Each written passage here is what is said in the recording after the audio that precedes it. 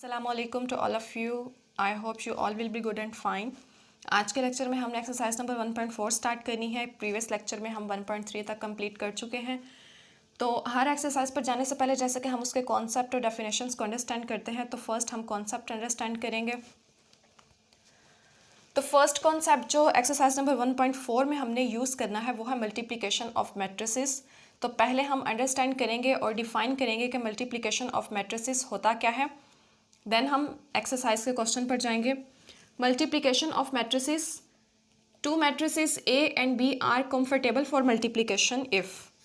To matrices हैं हमारे पास ए and B, हम कब कहेंगे कि वो मल्टीप्लिकेशन के लिए कंफर्टेबल हैं, मतलब हम उनको मल्टीप्लाई कर सकते हैं इफ़। अब इफ़ का क्या मतलब है कि यहाँ पर हमें कोई कंडीशन दे दी गई है कि हमने उस कंडीशन को सेटिस्फाई करना है। कंडीशन ये है number of columns of A is equals to number of rows of B. मतलब टू मैट्रिसेस जो हमें गिवन है, तो जो फर्स्ट मैट्रिक्स ए है उसके कॉलम्स और जो सेकंड मैट्रिक्स बी है उसकी रोज अगर इक्वल होंगे तो हम दोनों मैट्रिसेस को मल्टीप्लाई कर सकते हैं और फिर हम कहेंगे कि मैट्रिसेस ए एंड बी जो है वो मल्टीप्लिकेशन के लिए कंफर्टेबल हैं। मैट्रिक्स ए में हमने चेक करना है कि नंबर ऑफ कॉलम्स कितने हैं और मैट्रिक्स बी में हमने चेक करना है कि नंबर ऑफ रोज कितनी हैं। तो चेक करते हैं नंबर ऑफ कॉलम्स। कॉलम क्या होते हैं? जो वर्टिकल लाइंस होती हैं हमारे पास, ये C1 और C2। इस मैट्रिक्स में हमारे पास 2 कॉलम्स हैं, तो हम यहाँ पर राइट कर सकते हैं कि नंबर ऑफ कॉलम्स जो है हमारे पास मैट्रिक्स ए में वो कितने हैं 2। और मैट्रिक्स बी में हमें क्या रिक्वायर्ड है? नंबर ऑफ रोज़। और इसमें कितनी रोज़ हैं? 4 एंड 1, मतलब 2 रोज़ हैं। तो सेकंड कॉलम में हमारे पास जो नंबर ऑफ रोज़ हैं वो कितनी है? 2। तो इसका मतलब ये हुआ कि कंडीशन सेटिस्फाई हो गई है। नंबर ऑफ कॉलम्स जो हैं ए के वो इक्वल है number of rows of B के। तो हम इन 2 मैट्रिसेस को, ए एंड बी मैट्रिसेस को हम कह सकते हैं कि ये मल्टीप्लिकेशन के लिए कंफर्टेबल हैं। अगर ये एग्जांपल यहाँ तक क्लियर होगी, इसका मतलब है कि एक्सरसाइज का जो क्वेश्चन नंबर 1 है वो भी क्लियर हो जाएगा। वो बिल्कुल सिमिलर है, उसमें हमें डिफरेंट मैट्रिसेस इसी टाइप्स के दिए होंगे और पूछा जाएगा कि ये जो मैट्रिसेस हैं ये मल्टीप्लिकेशन के लिए कंफर्टेबल हैं या नहीं। तो चलते हैं एक्सरसाइज के क्वेश्चन नंबर 1 पर। हम आगे हैं एक्सरसाइज के क्वेश्चन नंबर 1 पर और क्वेश्चन नंबर 1 की क्या स्टेटमेंट है? Which of the following product of matrices is comfortable for multiplication. मतलब ये हुआ कि हमें डिफरेंट प्रोडक्ट्स दिए हुए मैट्रिसेस के और ये कहा जा रहा है कि आपने इन जितने भी प्रोडक्ट्स हैं इनके बारे में आपने बताना है कि ये मल्टीप्लिकेशन के लिए कंफर्टेबल हैं या नहीं। अभी हमने जो मल्टीप्लिकेशन का कॉन्सेप्ट था उसको अंडरस्टैंड किया है और उसी को ही यूज़ करते हुए हमने ये जितने भी प्रोडक्ट्स हैं इनको सॉल्व करना है, मतलब कंडीशन अप्लाई करनी है।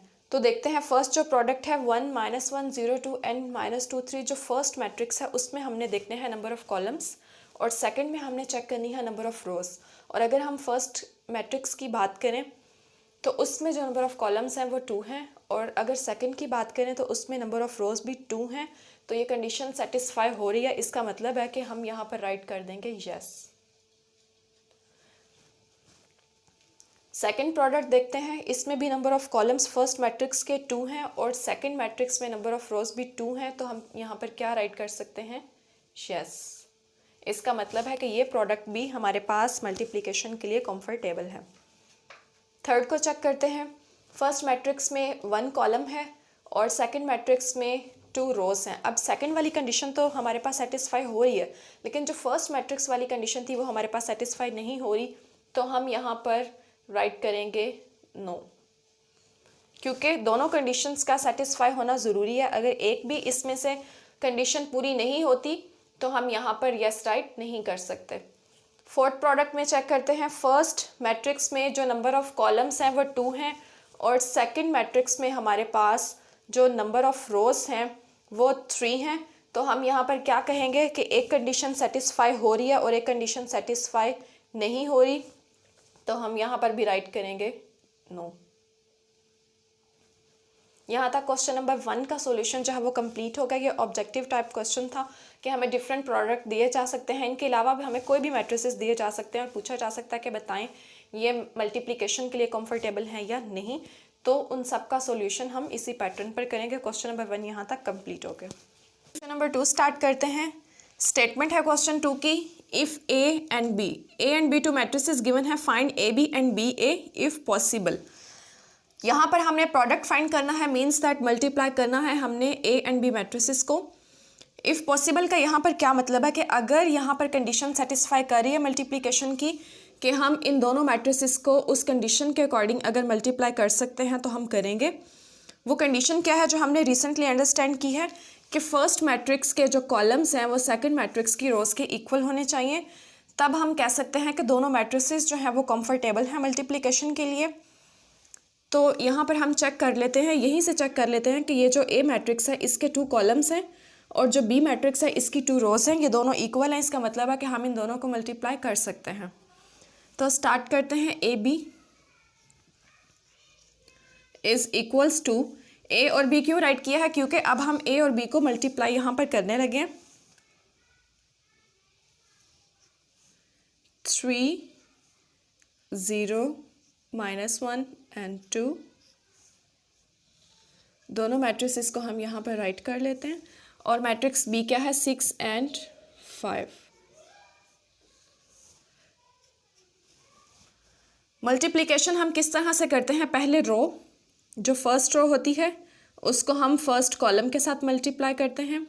अब यहाँ पर तो कॉलम हमारे पास है ही एक, अगर नेक्स्ट भी होते तो हम इसी तरह से करते, फर्स्ट रो फर्स्ट कॉलम, फिर first row second column and up to so on, और इसी तरह से second row first column second row second column, इस पैटर्न पे हम मल्टीप्लाई करते हैं। तो फर्स्ट नंबर पर हमारे पास फर्स्ट रो है, उसको हमने इस कॉलम के साथ मल्टीप्लाई करना है। और किस तरह से करना है, जो पहला नंबर होगा मतलब फर्स्ट एंट्री को फर्स्ट के साथ, सेकंड एंट्री को सेकंड के साथ, तो मल्टीप्लाई करते हैं।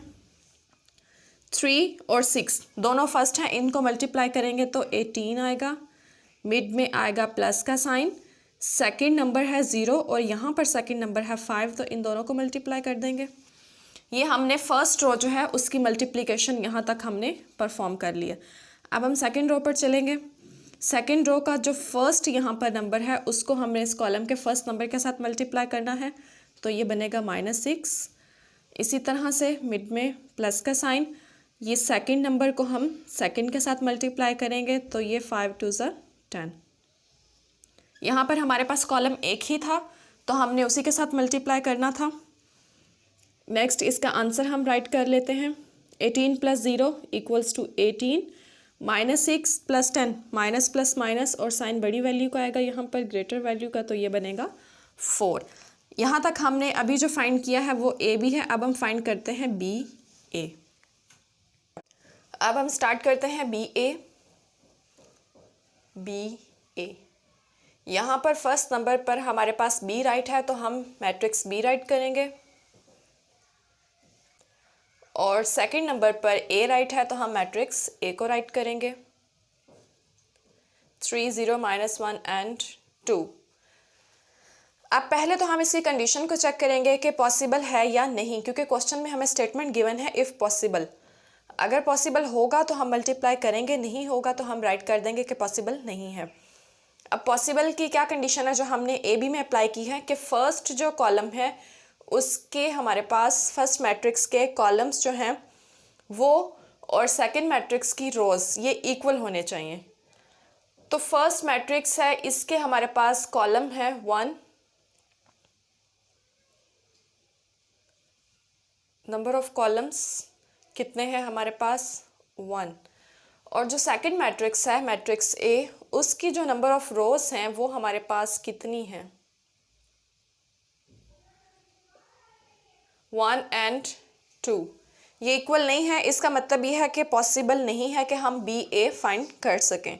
तो हम क्या राइट कर देंगे, B A is not possible, क्योंकि हमारी कंडीशन यहाँ पर फुलफिल नहीं हुई जो हम चेक करते हैं मल्टीप्लिकेशन के लिए। तो हम क्या कहेंगे कि बी ए जो है वो पॉसिबल नहीं है। यहाँ तक क्वेश्चन नंबर 2 का सॉल्यूशन कंप्लीट हो गया।